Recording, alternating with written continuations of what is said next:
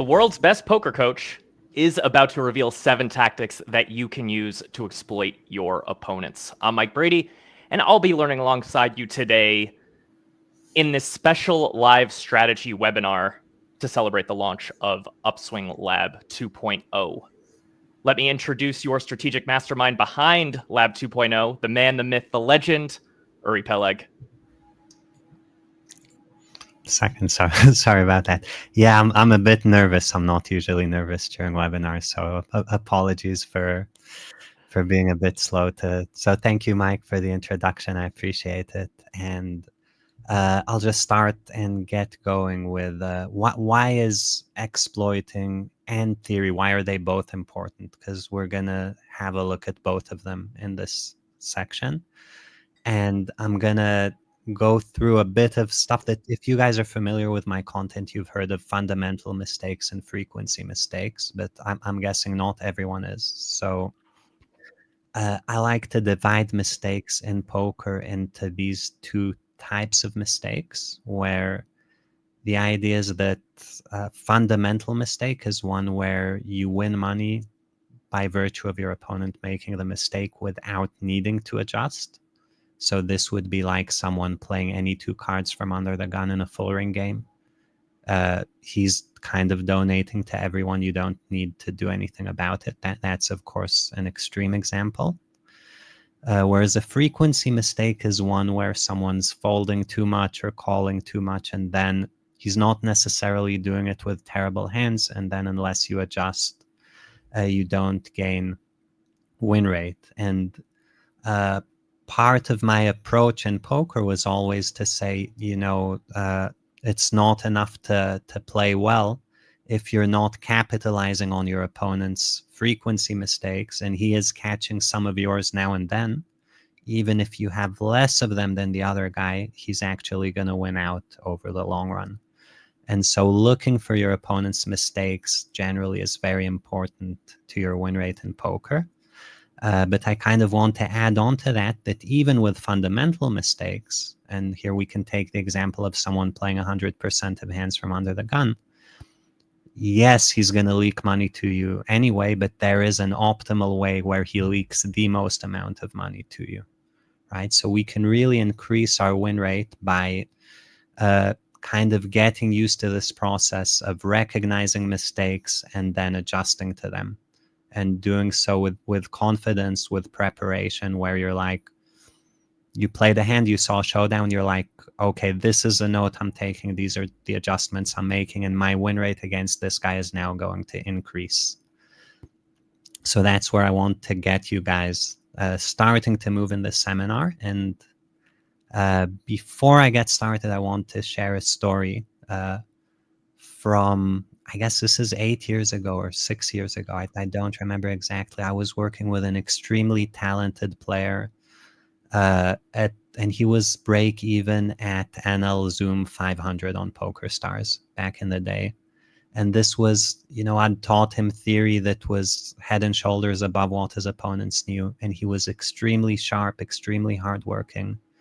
And he was kind of stuck, and it was tough for us to know why. And we put a lot of effort into getting him to break through, and kind of end of story spoiler is that a year later he was beating 2K for like a 7 or 8 BB win rate. But the key to him breaking through was breaking him out of the mindset that he can just play theory and that's good enough, and kind of opening his eyes to all the bad plays the players around him were making, and forcing him to step out of his comfort zone, make adjustments, and kind of take the money the other guys are giving him. And that was the difference, again, between a very hard worker, very smart guy, between a 0 BB win rate and an 8 BB win rate. Okay, so I think we're kind of ready to start with this one. Yeah, people have been filtering in. So just to kind of talk about what we're going to do today. Uri has collected 7 hands, each of which reveals a serious flaw in the opponent's strategy. The hands go to showdown. You see what they had. You see how they played it. And it really reveals a hole. He's going to then explain how you can go about exploiting that opponent based on what you learn in that hand. If you have any questions as we go, drop them in the chat, and I'll do my best to filter through them and pass them along to Uri. We are going to kind of save some questions for certain periods, so we'll go through our presentation, go through the hands, and then occasionally stop to talk about the questions. So with that said, I'll pass it back to Uri. He can kind of talk about what you're about to learn. Yeah, so let's see. So we're going to learn, like I said, we're going to go through hands. So this is going to be very hands-on. Some of you, the mistakes might be new. So you learn something new about how to play better. Some of you, the adjustments might be new. And even, adjustments can go quite deep. So you can make a small one, but then you can make a bigger one. So there is room to improve there. Note-taking, sometimes you're going to find the guy in a week. You need to have the note that leads you to make the correct decision. You need to be concise in gleaning the relevant information from the showdown. And yeah, if we have enough time, I actually have extra hands prepared. I'm not sure we'll have enough time to go through more than 7, but really, guys, just so you know, finding 7 misplayed hands at NL 200 is very easy. Like, you just breeze through hands, and every second or third hand there's something that's worth a note and worth an adjustment. So this is, hopefully gonna just directly impact the win rate of people using it. Okay, so this is hand number 1. I'll pull up the replayer and then we'll have a screenshot later on. And Hero is not me. These are just databases that I got from lab members. So defend big blind with queen 8 will still call us hero. This goes check, check. Turn ace of spades, and I'm kind of gonna take you guys in brief through the strategy for out of position. So once in position checks back, he no longer has a betting lead. We now get to develop a betting range. And then depending on the card that falls, we're going to have a different shape to that strategy. So if a low card falls, we're going to bet very wide and we're going to be more protection oriented. Whereas if something like an ace falls, our opponent hits this card so often, we actually have to bet very narrow and very big. We're not really interested in betting a6 or betting 10-9. It's more like 2 pair plus roughly. So this is a spot where you don't get to bluff a lot. You never bluff a hand like queen 8. We're mostly looking to bluff high equity draws. So of course this is a check. Opponent checks back. River 5. At this point, out of position could bluff queen 8. It doesn't have any showdown value in theory, so it is a potential bluff candidate. But there's a ton of air if you look at this board, so it's very easy to get looked up. In practical terms, a lot of guys would stab all of their air on the turn ace if they hadn't bet it on the flop. So I think it's not a great spot to bluff, and Hero does give up, which I like.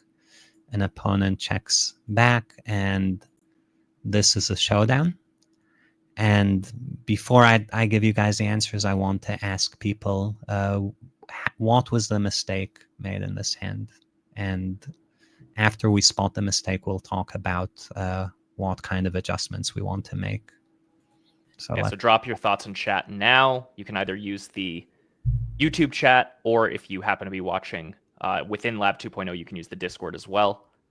Any mistakes that you think the in-position player here with the 10-8 of diamonds has made? Yeah, we're not talking about the pre-defend, but fair enough. Yeah, fair point. You could fold that. Yeah, and we have a couple people chiming in. Some people saying should bluff turn. Some people saying, a couple people saying bet turn. I think White Ivy kind of hit the nail on the head the most here, though. IP has to bluff at some point with no showdown value here. That's really the key. Perfect. And I think we could debate which street, right? And you'll probably go through that in a moment, Uri. But some money has to go in. He cannot be letting queen high or jack high just win this pot checked down.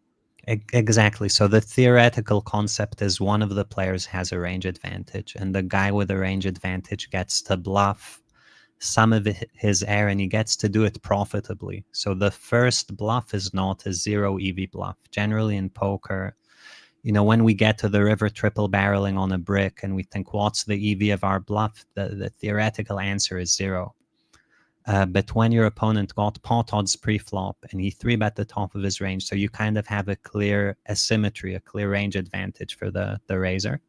The raiser gets to auto profit. This is part of poker theory. And so generally speaking, you never show down 10-8, you never show down jack high. You bluff all the way up to queen high, and queen 8 should have 0 showdown value.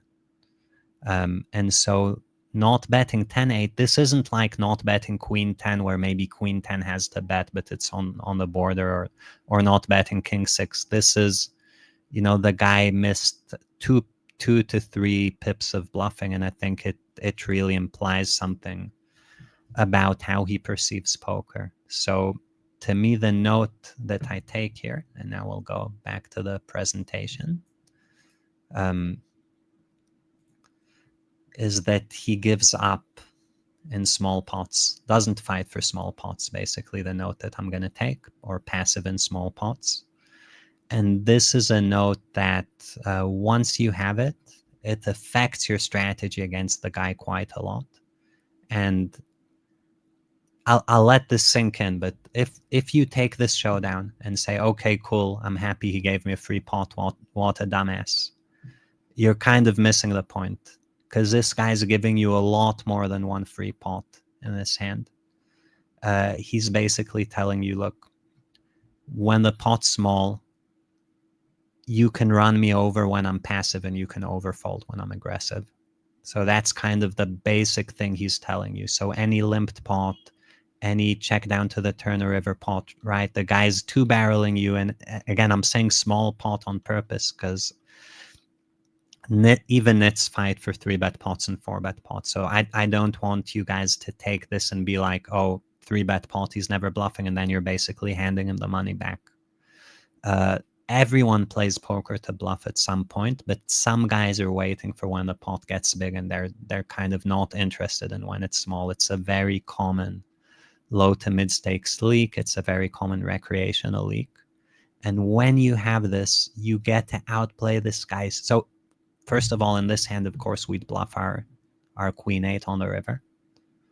But beyond kind of outplaying him all the time nonstop, overfolding to his check raises, believing his overbets, whenever the pot's small, right? You can also kind of maneuver your range to take advantage of his leak. So in poker, for example, we often go third pot on the flop, which is a range bet, and the reason to range bet, part of it is to kind of keep your strong hands and your weak hands together, so your opponent can't, you don't check back just weak hands and then he can run you over. But this guy's not going to run you over, quite the contrary, right? So you can kind of check back an ace high against him, confident that he's not going to really attack your check back. He's going to bet into it with good hands and with good draws, and then easy fold. Yeah, so right? there you're actually extrapolating a totally different matchup, right? In that case, we'd be the in-position player, maybe facing his big blind defend. And even in that case, you're saying, let's just check back our ace and king high and just expect to win too often in the check down line. Yeah, generally speaking, so the way I conceptualize these kind of leaks is, we all have the same amount of good hands and bad hands, and we're supposed to mix them up. So you could think of yourself as a fighter. Sometimes you hit from the right, sometimes you hit from the left. But once a guy tells you, I'm not hitting enough from the left, necessarily he's hitting too much from the right, and then your entire posture against him changes. The way that you maneuver everything against this guy is now different. And I see in the chat Daniel saying, are we defending wider in the big blind? You can actually defend wider everywhere. You can cold call this guy wider. You can defend the blinds wider. This queen 8 is an easy defend against a guy who's letting you, win this kind of showdown. This bluff with 10-8 is like a half a big blind blunder. It is a fundamental mistake, even though it's kind of a nuanced one. It's not an obvious one like the example I gave. How much wider do you go out of the big blind against this guy now? Let's take a button versus big blind matchup. Are we going super extreme? Are we flicking in the call with 5-4 offsuit here? Or is it just adding a couple of pips maybe? Well, you're touching on a sensitive subject because this is the topic of if he sees you do something out of line, it's going to draw his attention, and we generally, you know, I would say if this is the last hand in my life I'm playing against this guy, an argument could be made that I'm winning money with 7 deuce offsuit.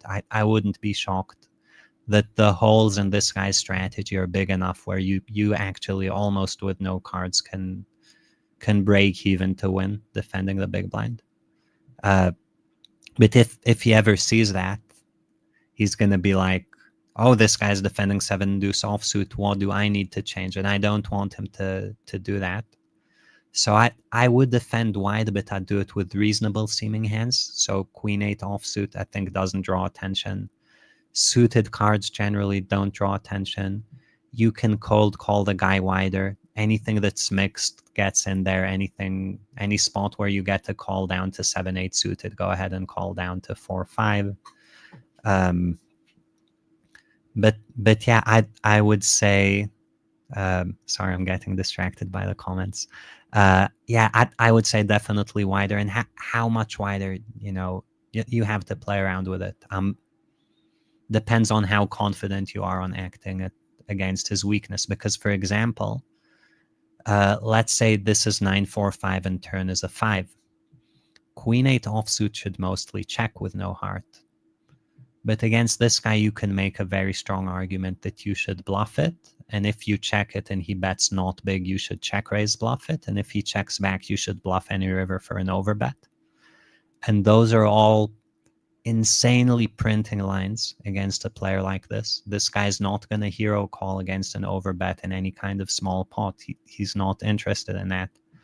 So imagine whenever he checks back, you hit him with 2x pot with no equity. So it really depends on how far you're willing to push this guy around. But so yeah, let's kind of put a bow on this exact spot, because I feel like we could talk about it for days, and we got 6 more hands to go over. The key exploits against this player: we start pre-flop by defending a little bit wider because we're going to over-realize our equity. We definitely respect his bets more, right? Like, we're going to do less floating. We're going to do less, aggressive check raising, especially with like backdoor draws.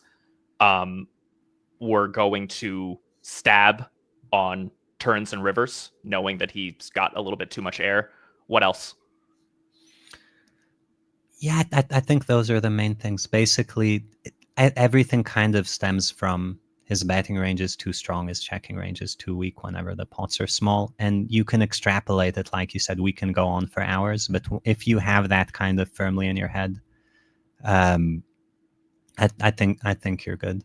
And just be creative with how far you want to push it and experiment with a guy. But you can push these things fairly far. Okay, so we'll go to the next hand. Yeah, and on that note, before we hit the next hand, let's quickly talk about what we launched today of Swing Lab 2.0. It's something that Uri, in particular, has worked outrageously hard on. I think that's why he said early on that he's a little nervous for today's webinar when he normally wouldn't be, because it's a big day. He worked really, really hard on the curriculum for this course, recorded a ton of new content. I don't even know how many hours, but maybe like 100 plus videos for sure. And it really came out incredible. The UI is really great. It makes the next step at all times very, very clear. And I think very notably, it starts with the coaches. Uri put together an awesome team of coaches here. We obviously have the existing lab coaches, and all Lab 2.0 members get access to the original lab. It's still available. You can go check it out at any time. But Uri only took the best modules, in his opinion, from Lab 1.0 and moved some of those into 2.0 in the learning paths. And then he took the time to go out and recruit a number of really strong coaches to make new content for the courses and to make these webinars every week. We're going to be doing these weekly. Can you speak to kind of the team you've put together here, Uri? Yeah, so basically, I guess the philosophy behind this for me is that I feel like in the modern world, I really respect everyone's time. And so we took the lab before, had a ton of videos, and I took I kind of went through all of them and I made something structured. So how would I teach you poker if we had to go step by step? So everything here is curated, everything is in order. I'm in touch with all the coaches. So as they make new videos, they talk to me about the subject. I give them pointers. So we have kind of a very coherent vision on everything. And the guys we have here, um, I think Aaron, Barone, and Gary, you guys should know from the lab. They've been here for a long time. They're in a lot of upswing things, but and Tim Jenkins as well. Giraffe is one of the most highly acclaimed theory poker coaches. He made a ton of very, very in-depth, very well-explained theory videos, and this is, for me, who I can never watch anyone's theory videos. And this is the only guy I'm able to keep watching and feel like I can learn from. Fimo is, I think, head coach of Feder Holtz's MTT stable. I hope I'm not wrong, but something like that. Extremely good teacher. I've gone through his stuff and spoke to him. We have a very similar approach. Lewis is a nosebleed, high stakes, cash game, MTT, and live player. And the last guy is Avery. And Avery I kind of discovered by accident. He used to be a nosebleed player a long time ago, and he started coaching. And as he was coaching, he started playing NL200 because that's the level the guys he was coaching were playing. And he basically destroyed the limit. He had like an 8 BB win rate over hundreds of thousands of hands. Extremely good coach, great exploitative style, very organized thought process. And he's kind of, I feel like me, in that he's been there before and after solvers, so he can kind of integrate theory poker and street poker in a way. And it's amazing to watch him play. You guys are, anyone who hasn't watched him will enjoy him quite a lot. He sometimes says these funny sentences like, "This time I choose to bluff all in," where really, he's doing it every second hand. So yeah, that's a long-winded intro. And yeah, Doug, I assume you guys know. So yeah, and just to be clear about Doug's involvement, he's going to make the occasional piece of content. A lot of his existing content was moved over to Lab 1.0. He's not going to be making a ton of stuff. He's not at the top of his game. He's not studying all the time these days. He mostly plays in, like super soft live games and stuff like that. So he's going to be checking in. He's definitely going to be featured, but don't join Lab 2.0 expecting that you're going to get hundreds of hours of fresh Doug Polk content. That's just not the case. It's not really where he's at in his poker career. Just want to be transparent about that. We actually refreshed some of his old content. So one of the things I did was I took old Play and Explains from some, like, there are amazing players who made Play and Explain, say 5 years ago or 8 years ago.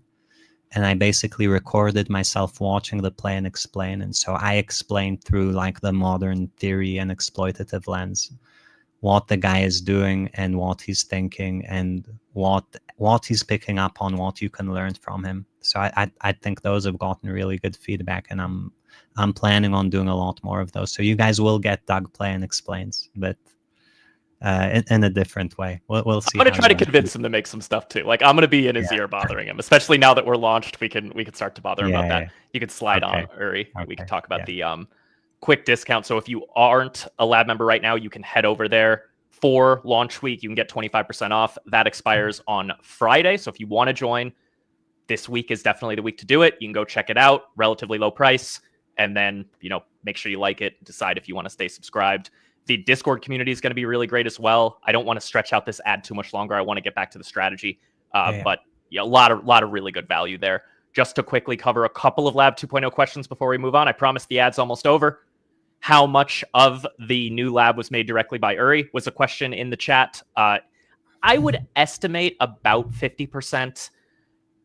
It's hard to say, though, and it's also going to stretch. Like, the other coaches are going to make more and more. Uri really put the lab on his back for the last 6 months, though. He recorded a ton of new stuff. So it might be about 50-60% now is my pure estimate. And then that's probably going to roughly maintain as he makes new content, but the other coaches make new content as well. And then there was another question. Is this more for small to mid-stakes cash games, 200 NL or below, or tournaments? It's for both. We've built this to be the all things no limit hold'em course. So when you get in Lab 2.0, you know that whether you play online cash games, live cash games, tournaments, live or online, there is content that's going to help you level up your game. And really what we're billing this as is your path to poker mastery. No matter where you're at right now, this is going to help you reach pretty much the highest level you can get to. And that's largely going to be achieved by your feedback in the community as you go through it. When we see questions, when we hear about knowledge gaps in the course, Uri is going to make it his mission to fill them. So right now, the mastery path, which is kind of the end game of Lab 2.0, it's built like a skill tree in a video game. So you follow along and build out your skills as you go. Right now, it'll probably take you, if you're watching a ton of content, you could probably get through it, all of it, in maybe a month or two. But we're going to continue to add to it. So it's kind of going to be a never-ending, stream of content. And that tree is just going to get bigger and bigger. And you're going to be adding skills all along the way. So once again, 25% off right now through Friday. Head over to upswingpoker.com to get your hands on that. And with that said, let's get into hand number 2. Okay, so hand number 2. Here we go. It's going to be this one. So this is actually a splashed pot. So there's $20 in the middle. And for those who don't know, that makes it correct to limp specifically for the first 2 players. I think they're supposed to limp almost everything. And then the next guys can start mixing, having a limping range and a raising range. Everyone should play extremely wide. So this fold on the cutoff is probably wrong, but we're not going to get too much into splash pots. This fold on the small blind is terrible, terrible, terrible. So we get ace 10 7. Hero bets 1/3 pot, gets called. Turn 6 of spades, and here villain checks, and hero checks back. And I'm gonna just discuss the check back. So generally speaking, this is a stack to pot ratio consideration, where when we're deep stacked, we really, really want to barrel with our combo draws because sometimes they make the nuts on the river and we want to have a big pot when they do. But there is a point where if we bet turn big here and our opponent might check shove, and then we'd have to fold a ton of equity. This often happens in 3-bet pots and 4-bet pots, and so in those you'll actually often prefer to be more passive with your highest equity draws, which is counterintuitive. I think we're used to this shortcut of always barrel draws, but I kind of like this check back. I would actually rather go with something like Jack 8 of hearts or Queen 8 of hearts even as a barrel and check this one back. Because there's less money behind, it's easier to get all in as well. And this is a concept of minimizing regret. So in poker, we often talk about maximizing EV. The way to think about this is, an aspect of maximizing EV is minimizing regret. And that would lead you to understand this play. And yeah, river 9, villain checks, hero bets 75%, and villain min raises. So he's basically like this min raise. The story it's telling is he has an 8, but not Jack 8, right? With Jack 8, he would presumably shove. And if you have an 8 and you decide to raise, I think this is a good size because you need hero to call you wider than a chop to justify this. And a lot of heroes' betting range is going to be an 8. Sometimes it's going to be something like ace 9 maybe, or 10 9, and then this check raise needs to be really small to force those hands to call. Of course, Jack 8 shoves and 10 8 calls. 10 8, this is the showdown. And we're going to talk about the hand. So on the surface, this hand is played fine by both players, but the range of the guy shoving Jack 8, practically speaking, and this is from experience, is actually just Jack 8. Like when you bet and face a min raise, at these stakes, people just call unless they have the super nuts. And the same would happen if Jack 8 would just rip the river himself. This is, I hope I'm explaining it clearly enough. But the idea here is that even though, so first of all, the theory of the spot would say 10-8 should mix calling and folding versus a shove. That would be theory. Because your value range is 8x and you're facing a raise, you want to kind of mix. You don't want to always call or always fold. In practice, I would highly recommend always folding. And this is something I kind of learned the hard way. Like, you call in these spots enough times, lose every single one of them, and then you're like, okay, I'll actually... Mike, you want to chime in? Well, it makes sense because it's so easy to find yourself in this spot with 10-8. And maybe not this exact spot because it was 5 ways to the flop. It was a splash pot. Everyone limped. So it's a little bit different. But you reach these spots where it's a 4-liner to a straight. You have like that inside card that makes the straight. You get jammed on and you think, well, he could be doing this trying to get me off of a chop. That's what you tell yourself. But then what you're positing there is, yeah, you think that. But then you make the call 5 times, 10 times, 20 times. And you eventually, once you're 0 for 20, you're like, damn, people really aren't jamming to get me off the chop. And I'm curious in the chat, do you guys see people really do this very often as Uri's talking? Yeah, so these are the kind of spots, and you can extrapolate from this, but whenever... Yeah, he could have Jack's blockers is a funny comment. We actually talked about this. I think to have Jack's blockers, he would have had to reopen with Jacks on the river, which I think is not very likely. But yeah, basically, you have to learn this spot through experience. So first of all, I think a lot of people start out always calling 10-8, which is theoretically being a station. And you start out always losing, and after a while, you're going to tell yourself, okay, I can fold the next one. Or some people just keep telling themselves, no, this is just a cooler, and they don't even think about it. So this is me trying to give you guys the benefit of my experience, which I've often done with students, and basically say, you can fold these hands when, you know, the guy is repping the 2-card nuts. It's 10, 9, 8, 7, and you have Jack 10, and suddenly a stack goes in. It's not just a fold. It's actually a snap fold. Like, this call of $130 on the river was probably losing $130.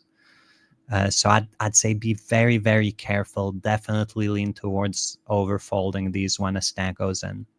And there's not really an adjustment or a note to make to me, because this is just a very common low to mid stakes tendency. Once you get to high stakes, kind of everyone knows to overfold to these, so you start actually seeing people bluff with these lines, because everyone who's gotten to high stakes has been so conditioned that it's always the nuts at that point that you start seeing people mixing in bluffs.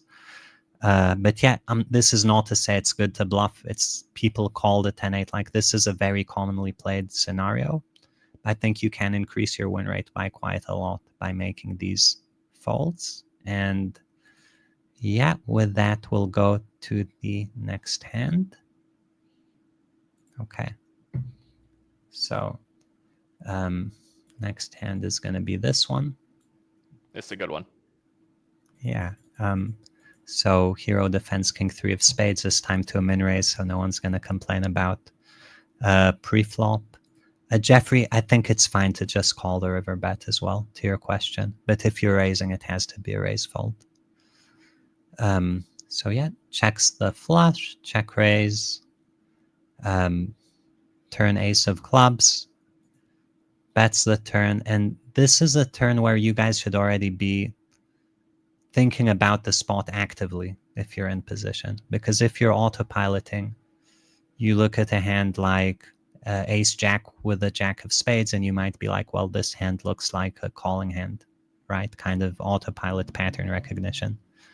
But if we kind of step back and ask ourselves, what's the check raise bluffing range for the big blind on the flop? The answer for a lot of people is going to be that they check raise bluff mostly with the ace of spades, maybe sometimes with a king of spades. Now, that isn't to say this is the whole bluffing range. In theory, the bluffing range is supposed to have a bunch of different hand categories in it. You're supposed to raise with a pair of fours. You're supposed to raise with an under pair. You're probably supposed to raise something like, for sure, all sorts of straight draws with a spade. a random pair of nines. Like, there are a lot of hands that are supposed to be in there that are not in there in practice for people at low stakes, because they haven't gotten that far into studying the game tree, so they just intuitively raise the ace. And if people just raise the ace, there's no bluffing range on the turn. And so this isn't even a note, it's just something to think about. But if I were playing here and I'm the in position player, I'd recognize this and I'd be like, this is a spot where on the turn I want to overfold, because best case for me, my opponent has a normal range, but very, very likely he has a very, very under-bluffed range, just due to how tough this is to know what to bluff with. And so I'd already overfold turn quite a lot. Hope that makes sense. Yeah, just one last quick note on that. Hero went 30 into like 32 on the turn there. Yeah. Because we're so deficient for bluffs, or at least like natural, obvious bluffs, when you're betting this turn with King 3 of spades, are you sizing down a bit? So I always pick a size based on my value range. And I don't care that I'm lacking bluffs. That's kind of the theoretical way to size, is to ask how much does my value range want. And and I'm personally not lacking bluffs, but the thing that you're suggesting is, you're saying, exploitatively speaking, if you look really, really strong and you still want the other guy to call, should you size down? And the answer, I think, is you're right. Exploitatively speaking, yes. I think it would be pragmatic to size down so that your opponents are less able to make the big folds that they probably should make if they recognize what's going on. Makes sense. Thanks for going down that train of logic with me. I was curious to hear your thoughts. Yeah. Okay. Yeah. So interesting river pairs the board. So now all those sets make full houses. If he somehow has like ace 4 suited, which maybe he doesn't call the flop with that, but he could have a boat with that. Really bad card for us as the out of position player with in general, right? Like this is, we're usually going to have a flush as our value range, and this is pretty bad. Yeah, this is probably one of the worst rivers. I think a 4th spade would be pretty bad as well. Maybe ace of spades is the worst river. But yeah, our opponent basically rivered 10 combos. So 4s, 6s, 9s, aces, at the least, that now have a speed. By the time a lot of money goes in, 10 combos is a lot of his range, right? So the number of combos he gets to the river with is not that high. 10 combos is probably, I'm throwing numbers out there, but let's say 10 combos is 20% of his river range. And if we bet he gets to fold half his river range, it's going to end up quite a lot of his calling range. So this is a spot where we need to be really careful, and we need to size down with flushes. And here hero bets big. Overplaying his hand gets called, and this is a showdown. So again, I'm going to ask the audience, what's the mistake, and which note would you take, and which adjustments would you make? So we're going to make it kind of a bigger question. Yeah, so 3-parter here. We check raised on the flop versus this hijack player. Bet the turn pretty big, bet the river pretty big, and got called down by queens no spade. So we're looking for, what did this player do wrong? What note are we taking on this player? And how are we adjusting in the future against this player? Give it a moment. Daniel kind of hitting the nail on the head. Yeah, I think the mistake and the note are kind of obvious. But how would you guys treat adjusting, let's say? So we know, for I don't know if people watching the video later will see the chat, but I'm sure everyone knows a note like it, and it's going to be in a PowerPoint.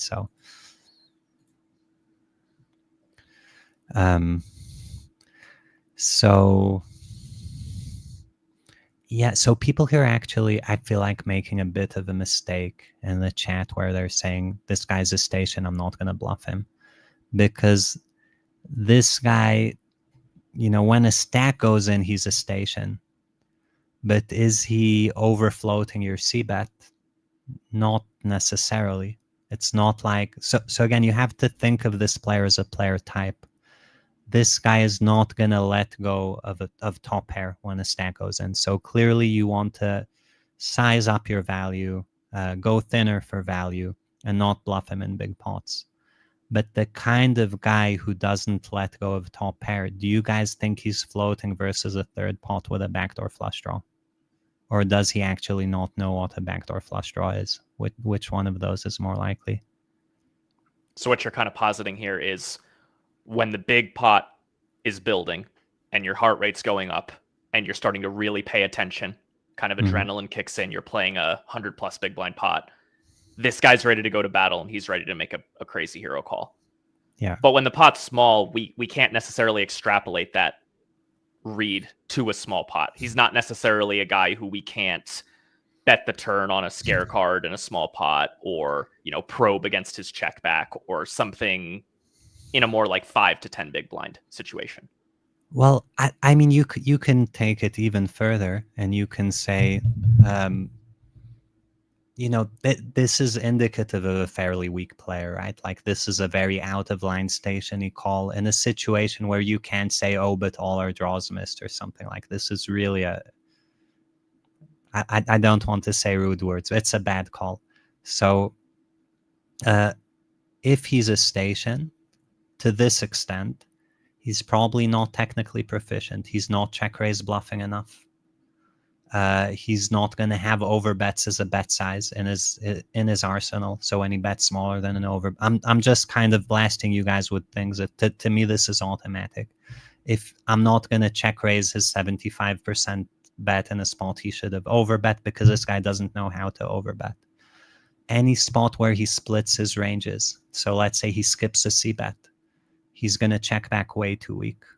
That's very, very common for weaker players, and this guy clearly is. So there's a ton of stuff.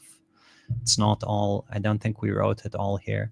But basically, you can say he's a station in big pots, but you can say a lot more than he's a station in big pots in terms of, like, can we range bet 1/3 against this guy? Generally speaking, the strategy to bet your entire range on the flop for 1/3 pot overperforms massively against people who either don't know how to float well, which this guy is a likely candidate for, or don't know how to check raise enough, which this guy is a likely candidate for. So there is a ton of stuff you can do and extrapolate. And I think as we write the note, we're forming an image of who this guy is. We're going to play more hands against him. We're going to have more notes, but I would you can pre-anticipate some things based on a note like this. So if you don't just go stationy in big pots, but go like made a terrible call in a big pot, or stationy in big pots and then type doesn't know theory ? Right? Like, you can take it further than that in terms of what you're doing.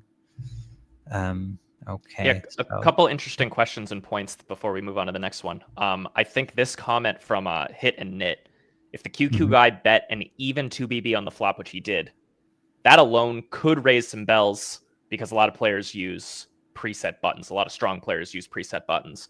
So that's kind of, you know, it's not, you know, the smoking gun of how this player plays. It's not like you see the 2BB bet and you make a note, but you combine the 2BB bet with all of this other stuff we're talking about, and then it starts to become clear. To me, it makes that doesn't know theory read more likely, right? Because he hasn't even set up preset buttons, potentially.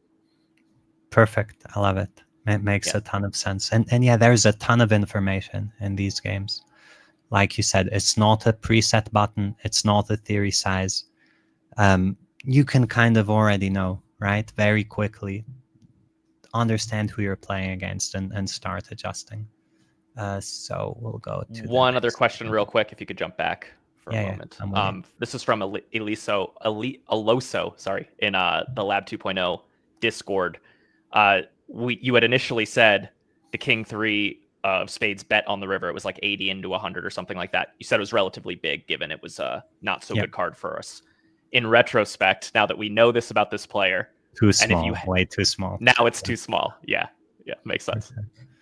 All right, slide on. Okay, so this one, Like I said, I'm kind of teaching you exploits in theory at the same time in this. So here, hero 3 bets ace king off. Someone cold calls. Anyone cold calling, we already say is a recreational. That's even though in theory you got to have cold call ranges. No one, very few people do this. And we get a cold 4-bet. And the first thing I want to point out is that this is actually a blunder. The cold 4-bet size is actually a fundamental mistake. And I'll try to explain the reason. So the reason is that there is a 4-bet size beyond which, if he goes, hero can't cold call the 4-bet. We have to play shove or fold. So imagine he went to $100. We have to play shove or fold, but we have to play shove or fold versus 90 and versus 80 and versus 70 and versus 60 and versus 54 and versus smaller than 54. So this is just an inefficient bet size. I hope that explanation makes sense. I think the size he should go is probably at most something like 44, 45, and that's pushing it. So this is basically, assuming he has a range that's not always stacking off, he's basically just burning money by taking wrong sizings. I'm curious before you move on with the hand too. This guy used a really big size here, as Uri's talking about. Feel free to drop in chat if that alone would give you a read on what range this guy has, or maybe even what hands he probably doesn't have, given the large size. I'll let those come in. I'll show some comments on screen, but we can slide on. Perfect. So okay. So when I actually have a story to tell about that, but generally speaking, let's say he went like 28, so way too small, and he was a fish, I would note, he's doing the aces thing, right? Where they go really small to lure you in a spot where, so this is kind of, he's doing the ace king thing. I would say this is, I don't have aces, I don't have kings as a range when someone goes scarily big. And I hear from some people, but what if he's leveling and he knows that we know? And my answer to that, generally speaking, is you guys should start out assuming guys at NL 200, NL 500, and I'm not going to say how high a stake you'd assume this to, but you should assume things are as they seem, and you're not against super sophisticated leveling players, and everyone knows everything. First of all, that's very far from the reality, but if it was a reality, poker would be completely unbeatable. So yeah, here we shove ace king, which I think is good with Mike's point that the sizing implies less aces and kings, so ace king's a good shove, and we get a call, and he shows down tens. We're gonna go back to the PowerPoint. So here I'm actually not gonna ask this as a question. I think tens is too loose, and the mistake that you'll find often here in low to mid stakes is that people don't recognize the context of how strong their hand is. So they're kind of used to tens has to stack off. But in this kind of situation versus a shoving range, tens is actually not very different from a hand like deuces.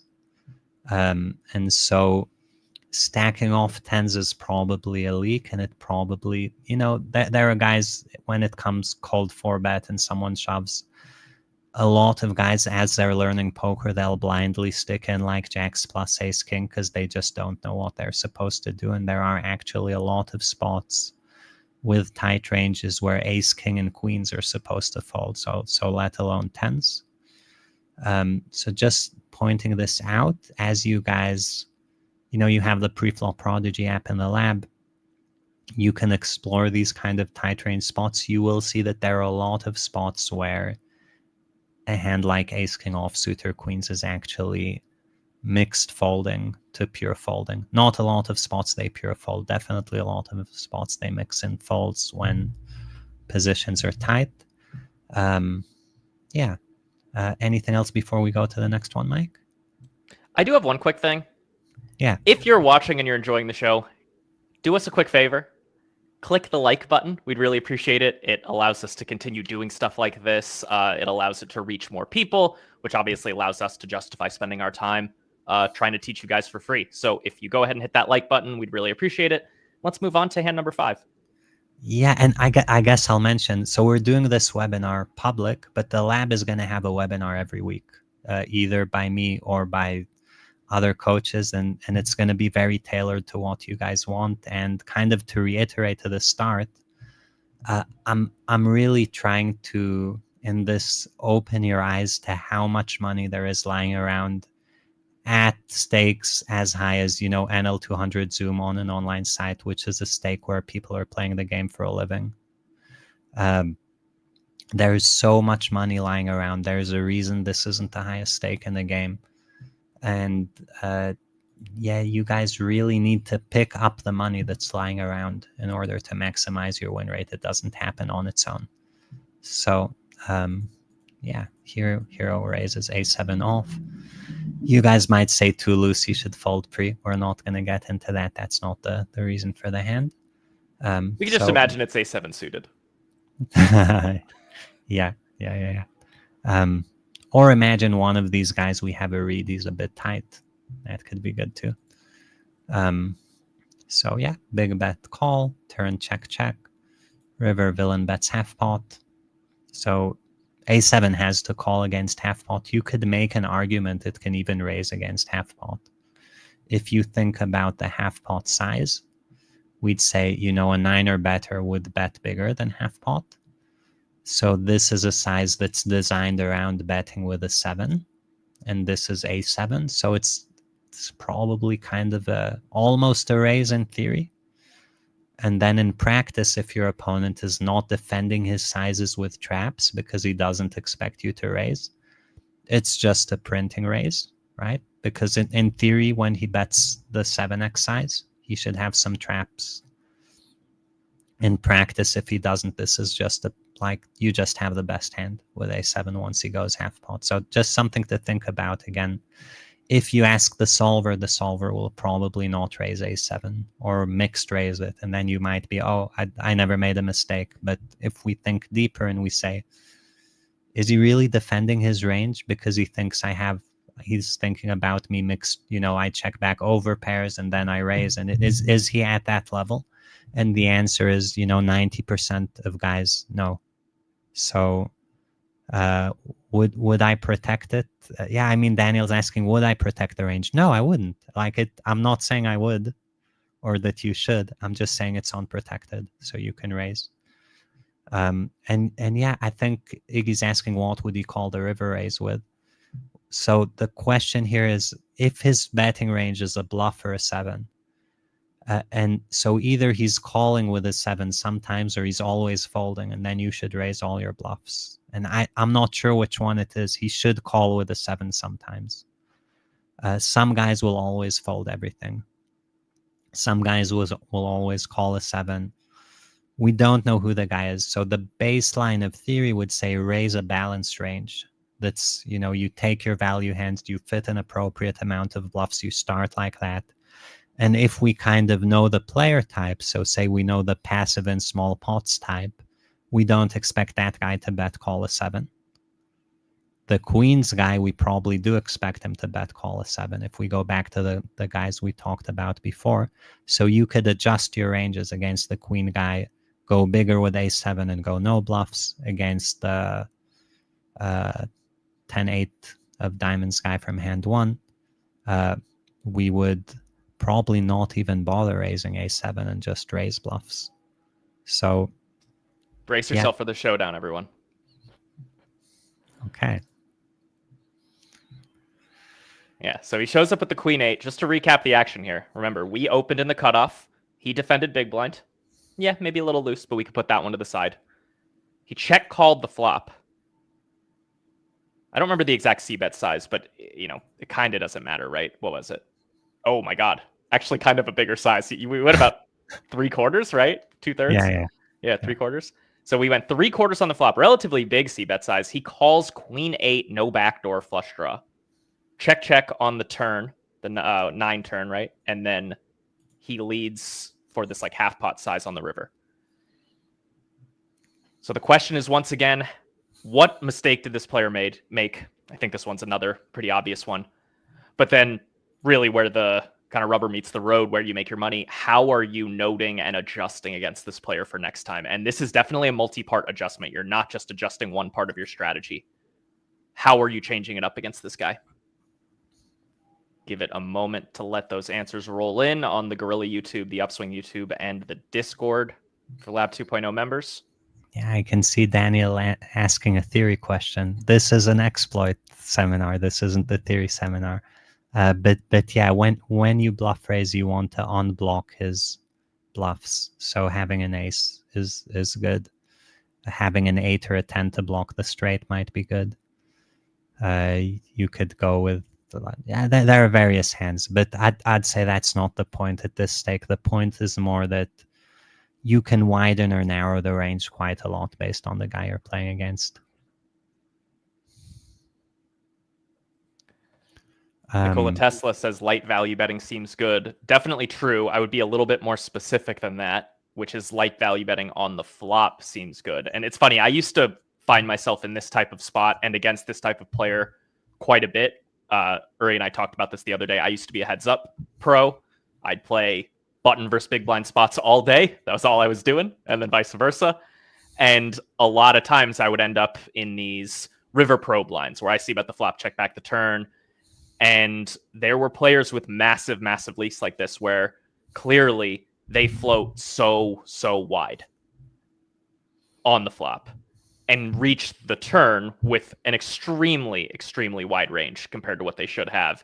And then if I check back on the turn, he reaches the river with that same really wide range. So there's a couple things we can do here to absolutely mash this player once we know this. And the kind of cool thing is I think he'll usually be none the wiser because these are mainly going to be small to medium pots. A lot of them aren't going to go to showdown. That's a little bit of a hint. So yeah, let us know. Some answers have already started to trickle in on how you would exploit this player. And I'll pass it over to Uri. What do you think? Can I start? Yeah, go for it. Yeah, okay, perfect. So basically this is going to sound like a cheat code, but if someone floats flops way too much, you want to bet flop with everything. After he calls way too wide, again, I'm assuming this guy's not calling twice with queen 8, right? If we see him calling twice with queen 8, bingo, jackpot, right? Like we're gonna different world of exploits, but let's assume it's just a flop float for now. So the guy floats flops too wide. That means we bet everything on the flop.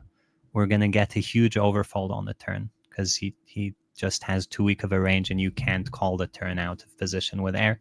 So all of our air is going to bluff turn, expecting an overfold. So all your air goes bet. You can decide what you do on the river or not. That's actually not connected to this showdown. So we don't have a read there.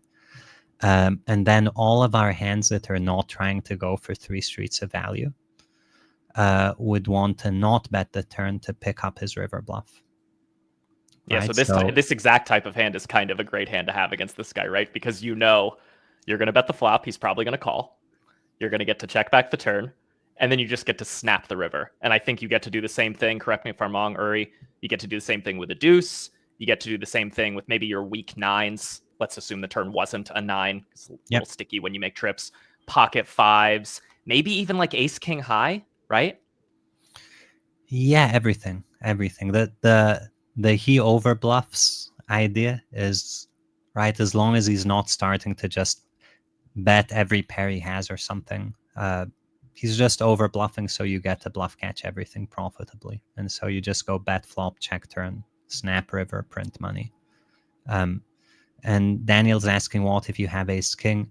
It's questionable like how much money you're giving up by not barreling the turn, because some hands that want to go for 3 streets.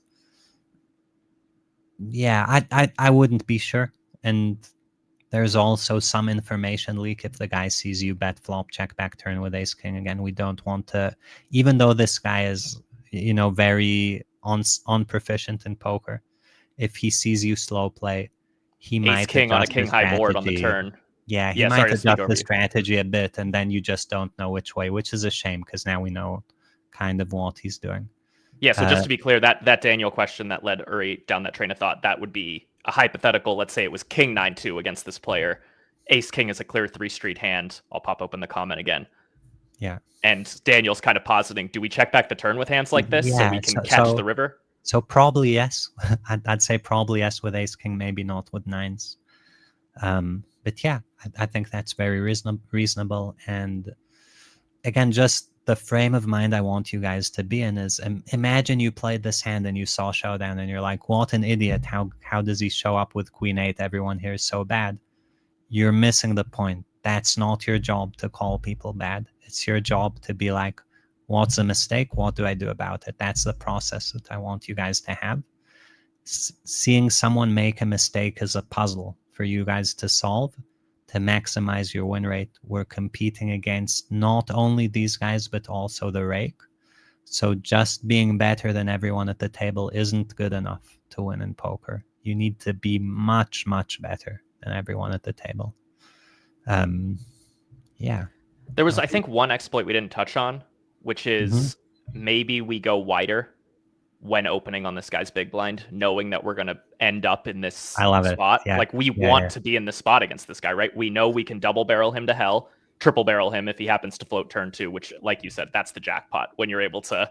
He reaches river with queen 8 on this board, and you get to like bluff into like a.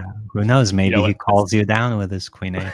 Yeah. Well, then that's a whole extra exploit we get to do, though a different one. Did you hear, Mike, the story about the guy? There was a guy who would actually call down all the time with hands like queen 8 on Poker Stars.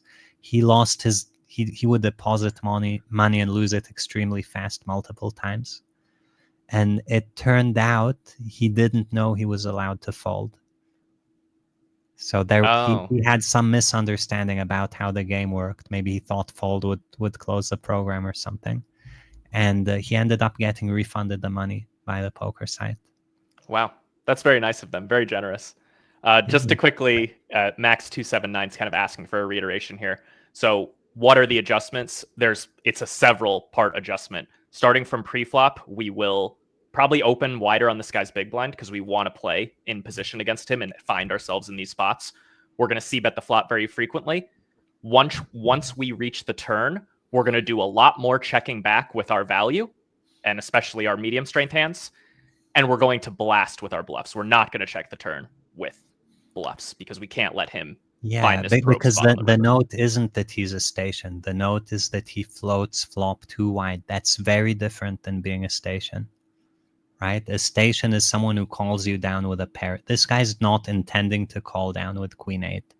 He just auto continues to the flop bet, and he's probably folding all those hands on the turn, so you actually get a big turn overfold. And like we're saying, we're happy to be proven wrong because then, we win money even faster off the guy. Yeah, and really, really good question from White Ivy here, which you were kind of just covering, Uri, I believe. But he's saying the exploit is to bluff the station who continues too wide, kind of surprised. You could just not c-bet bluff the flop against that guy, and that technically is better than just doing your same thing. But you can make even more by c-betting the flop and reaching that turn node where he's too wide. You're just getting him to a later node in a bigger pot where his range is too wide. There's this concept, not to go too far down this road, there's this concept of making your range more competitive before you reach the bigger pots on the river. Like it's really bad if you reach the river with too wide of a range because now you're in kind of this no man's land and the pot's really big and you're going to make a lot of mistakes and you're going to have to overfold. You're letting him do that. You're letting him make the mistake of getting to a later street in a big pot with a range that's not competitive. And then you're in a great spot to just own him in a pot that's way too big.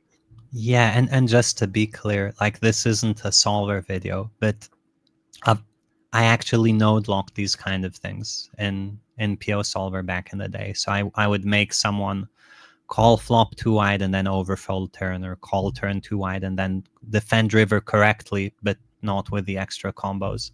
And the amount you print tends to be very, very large in these nodes. Like it can be 3 to 4 big blinds winning with air.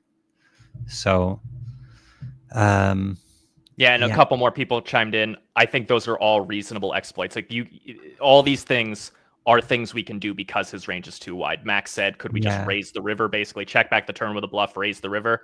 Potentially, yeah. Yeah. Same thing that Oh, Coleridge and said here. guys, maybe I should caveat that I've been doing this for a while, so I'm very confident and I'm very extreme in the things I do. So, like I said, one showdown, I'm going to make big deviations. You guys don't have to do that, but I want to open your mind to the possibility of that. So you can start out small. Some guys need to collect more evidence. That's fine, but be aware that that's not a place you want to stay, and you want to practice this muscle, build the confidence, do this stuff very, very quickly. And again, take it from me, I have a lot of experience doing this stuff and teaching this stuff, and leaks are all over the place. You don't need 7 confirmations to call a duck a duck. Like, everyone here is leaking all over the place. And of course, to take advantage of a leak, we have to be unbalanced. We don't have to be, but if we want to take full advantage of it, we have to be unbalanced. And so we open ourselves up to counter exploits, and I know a lot of people that makes them feel uncomfortable. But if someone in boxing is not defending his right side, you don't play a balanced boxing style. And it's the same in poker. And if he picks up on it, he can trick you, sure. How many people are picking up on this stuff? Like, if this is brand new to a lot of you guys, it's way beyond brand new to the guys you're playing with. So people are not in these kind of things. Okay. So next hand, we open King Jack. Correct pre-flop open. Cool. So Jack 8 deuce. Bet 675. Looks like the same hotkey from the previous hand. Maybe the same database. Check raise, we're going to call. Turn 10 of clubs, and villain bets half pot. Now, half pot here, the first thing that jumps up to me is that this is not the correct size to use here. And this is one of the things about knowing theory. So very often, people who know theory size of a theory size, which here, I don't know if it would be pot or 75% pot, definitely not lower than 75% pot. People who don't know theory tend to look at their hand and then do something that makes sense for their hand. And if you looked at Queen 9 or pocket 8s or Jack 8 suited here, generally speaking, you'd go bigger than half pot. If you looked at theory, you'd go bigger than half pot. And so this half pot size, to me, again, I'm doing this as a process of elimination. So imagine on the screen we have the option of him knowing theory is out, the option of him having a good, not knowing theory. If he had a good hand, he'd bet bigger.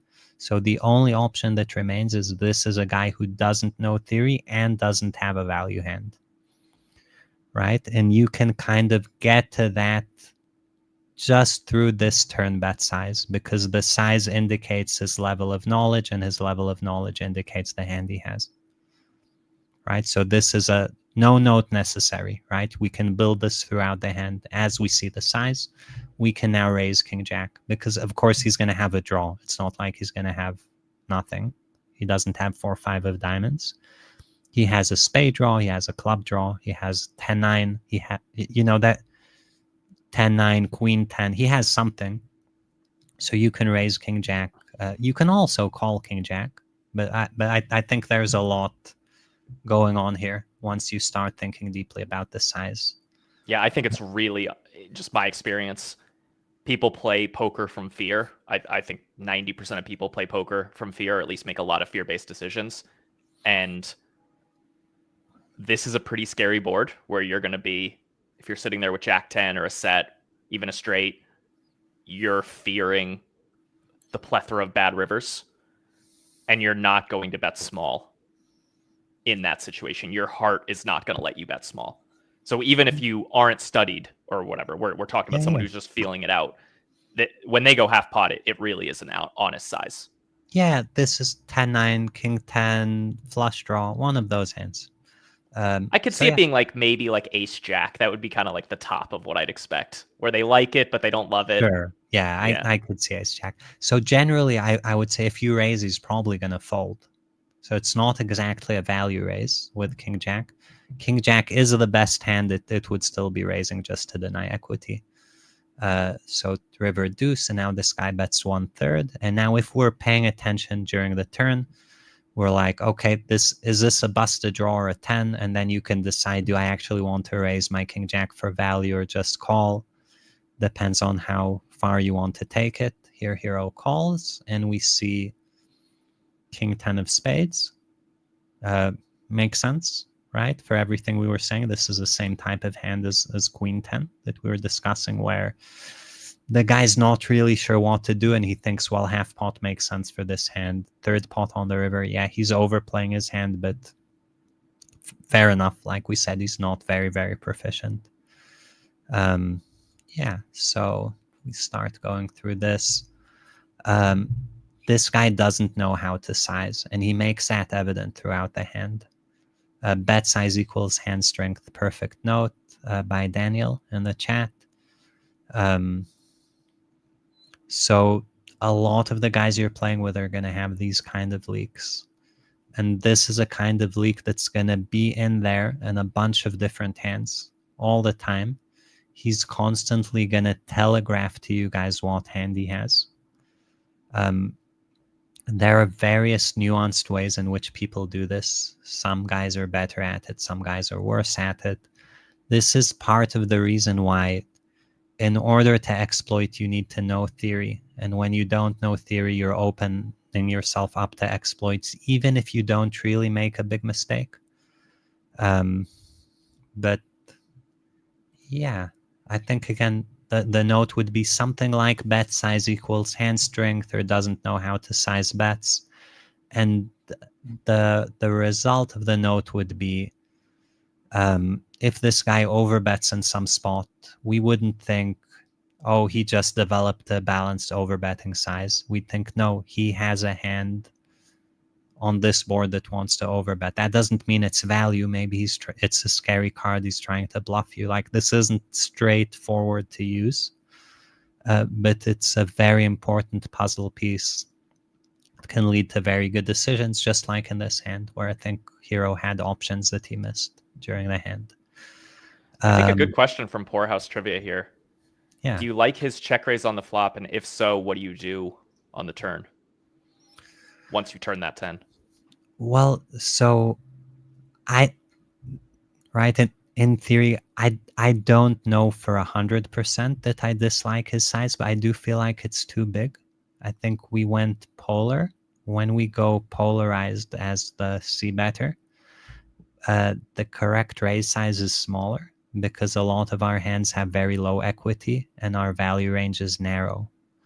So he's supposed to, if I'm not mistaken, he's supposed to check raise smaller. I don't think that's a big deal. The check raise size, a lot of guys just autopilot it and don't study it, and there's no EV loss, and there's no information given, because he just has a check raising hotkey, and it's not like the size doesn't make sense. So I think the size is fine. What do we do on the turn with King 10? The answer would be, the main line with King 10 is to check. You could say, let's bet it for the size the rest of my range wants to go, which let's say is a 75 or 80% bet.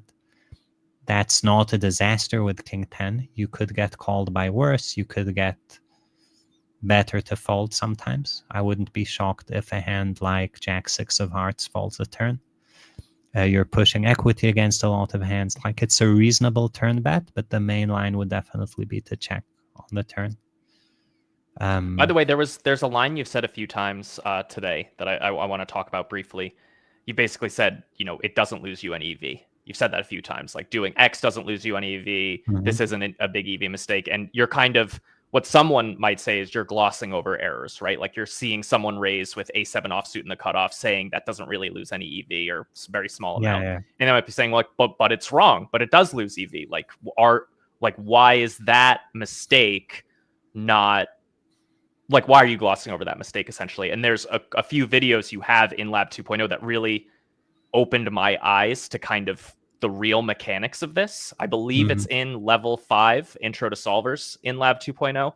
You talk about where the EV comes from, both before and after the flop, and it's really quite fascinating. Do you want to speak to that at all here? But let's not give them too much of it because they could jump into the lab to check it out. Yeah. So I guess what I would say is that rather than thinking of things in black and white, like is this a mistake or isn't this a mistake, the philosophy that we have throughout Lab 2.0 is how big of a mistake is it? Because if a mistake is losing you 0.02 big blinds in a 50 big blind pot, I would hazard to say that's not even a mistake, right? No one is close to that level of accuracy, and it's not worth the effort. Look at the mistakes people are making. Look at the adjustments you could make. Like, I don't want your attention to be on small mistakes. I want them. I'd like for you guys, what we're trying to do is give you a solid game plan where you only make small mistakes. You don't make any big mistakes. And then let your attention kind of be free and notice what your opponent is doing and what you can do against him. And of course, as you progress in poker, you're going to sharpen up on your mistakes. But yeah, I think that, and this is especially applicable for live games, where if you look at preflop as a black and white, raise this, fold that, you end up being a nit. But if you look at it as I could raise 15% more hands and they're barely losing any money, like it's very close to zero, that, it frees you up to be a lot more creative, and a lot more creative with your adjustments as well. Because, a lot of the stuff I'm pushing you guys to do, I'm saying you can see bet everything and then check back everything and then two barrel all your air. And all of those, they're not really sizable mistakes unless your opponent is counter adjusting. Right. And then you end up in these situations sometimes, like if we go back to, I believe it was hand number 5, we have that ace. You don't have to actually go back, but that ace 7 offsuit. If we don't raise that small losing ace 7 offsuit preflop, we don't get into that really good spot against this guy. So yeah, it loses negative 0.02 big blinds, 0.02 big blinds, but you make it all way back and more by the guy in the big blind having that horrible probing strategy that you get to exploit, right? Yep. Okay, cool. So we're in this one. This is and actually before we jump into this last hand, you can pull the replayer back up, but we had a question, a couple questions that I want to talk about before our last hand, and then once we do this last hand, we can kind of end right away. So Daniel Clemente asked early on, recently watched a video in the lab from Doug reviewing Ryan's heads up play. Doug said something along the lines of, I don't focus on my opponent anymore. I just try to play optimal. I'm going to kind of bring that up on screen.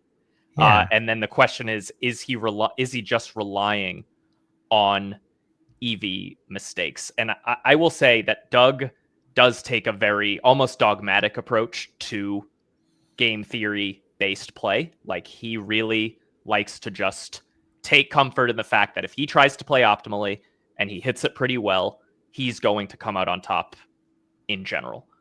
But I would wager to say that Doug these days, while he'd still largely say that, he does exploit. When he was in a big game against Tesla, who played like every hand pre-flop and never folded post-flop and blew up pots with hands that should never be raising, Doug adjusted against that guy. So even Doug, the dogmatic GTO Doug, does adjust. Now, that said, he definitely is on the other side of the spectrum to Uri. Uri really goes about as hard as you can with exploiting.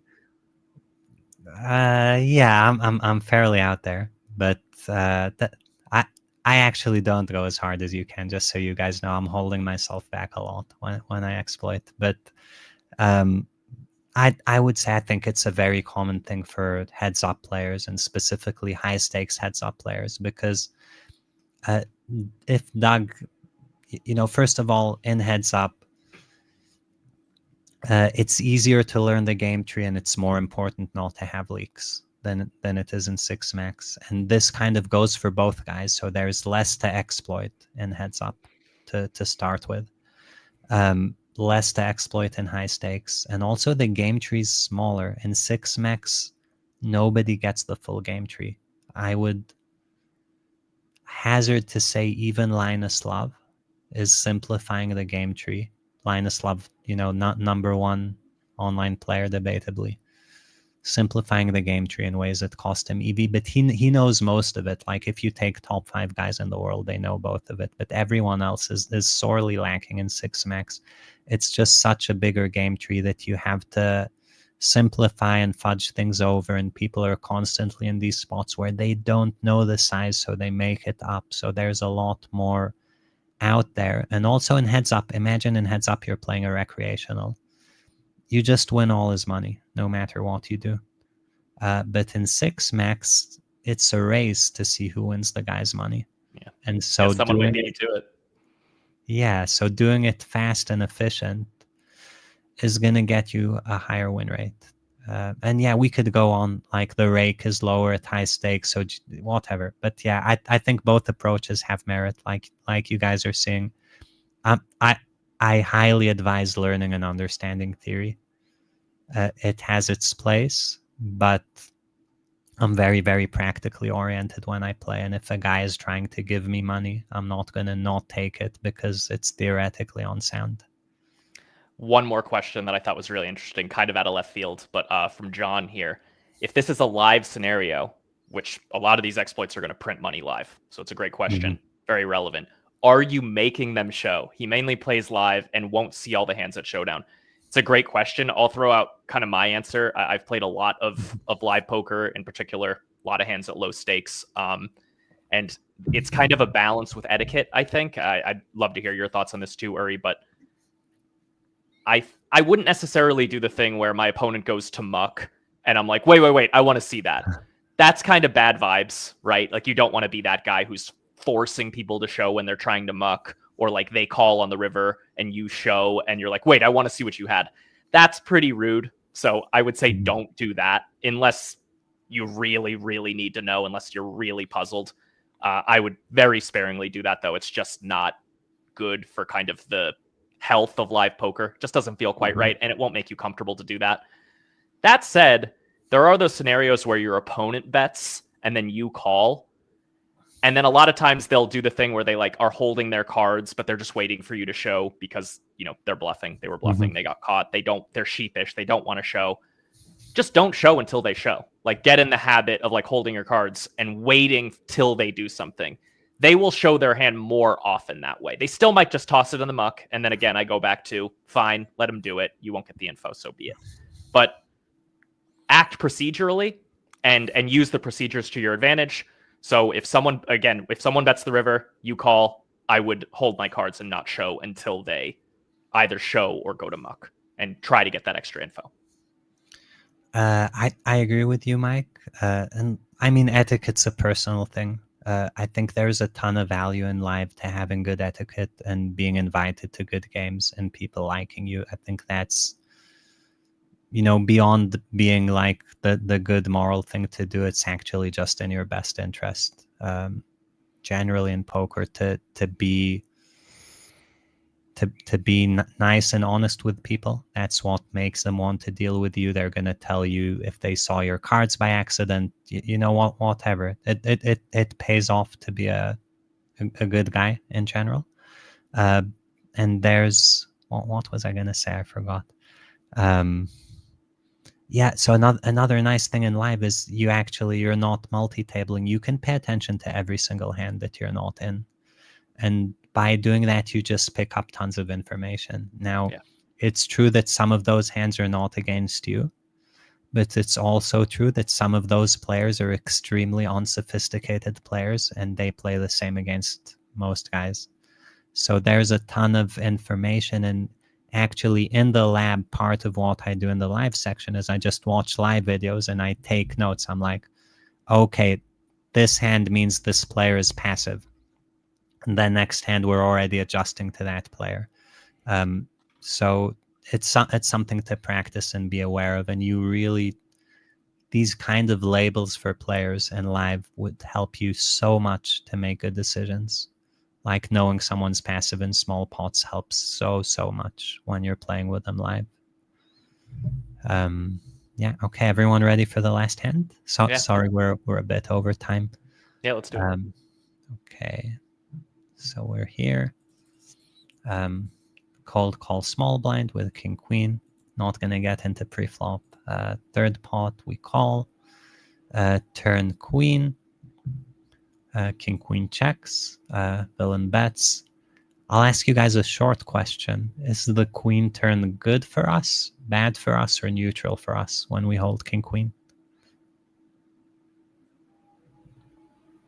Short question for the guys in the chat. Like, is this, are we happy to see the queen or unhappy to see the queen?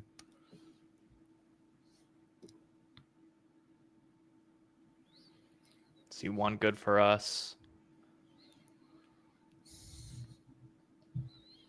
It's not a trick question. It's just a question.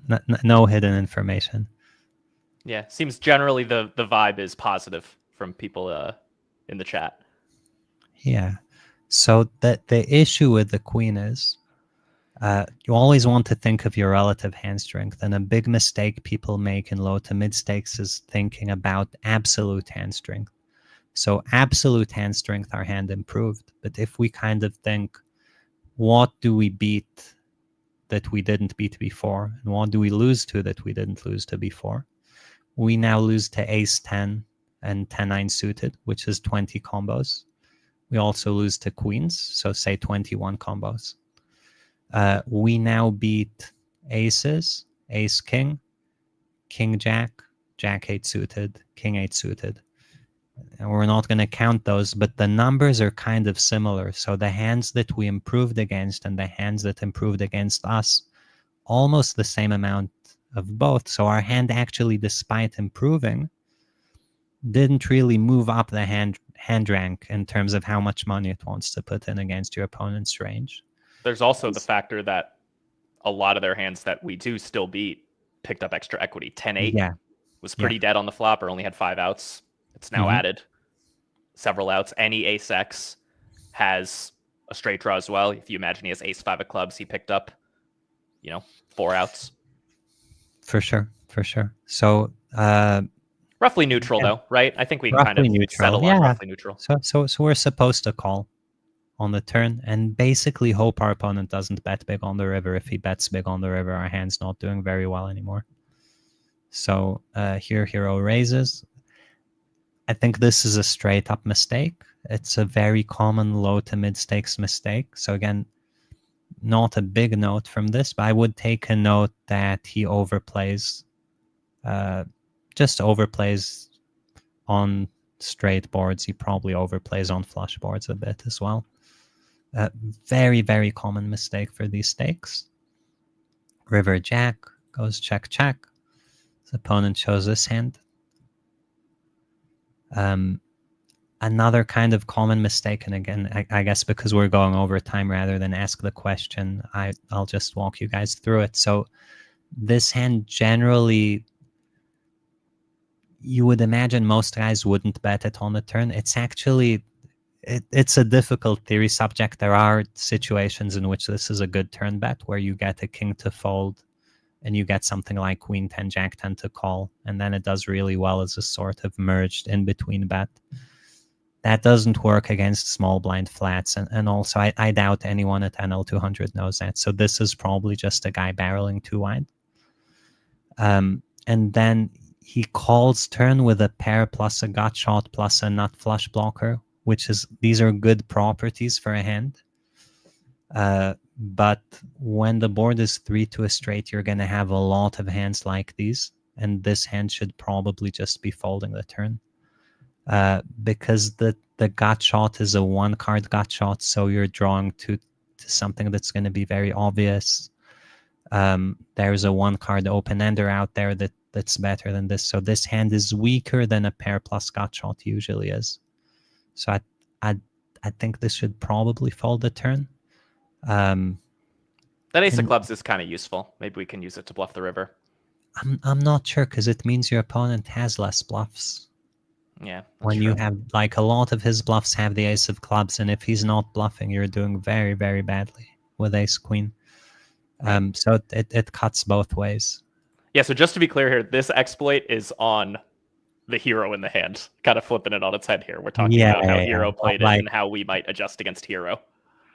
Yeah, so how you just, first of all, you take the note and there's no direct adjustment. It's kind of a puzzle piece. But certainly there are hands in the future where you see this note and maybe another note, and then you're like, oh, now this is a clear call. Or now, his value range is actually much wider than I thought. So the note can help you make future decisions. It's not that direct, but I think the main reason I'm showing this hand is for the absolute hand strength awareness, which is one of the things that we try to develop in Lab 2.0 is it a multi-way pot? Is it a tight range situation? Is there a straight on the board? How much is your hand actually worth? Because as you understand how much it's worth more accurately, you stop making these kinds of mistakes. And here, had hero check raise turn bet river, he would actually almost be bluffing with king queen in terms of what he's going to get called by. So need to be very careful with things like this. Okay, so let me see. Yeah, I think we're way over time. So unless you have something to add,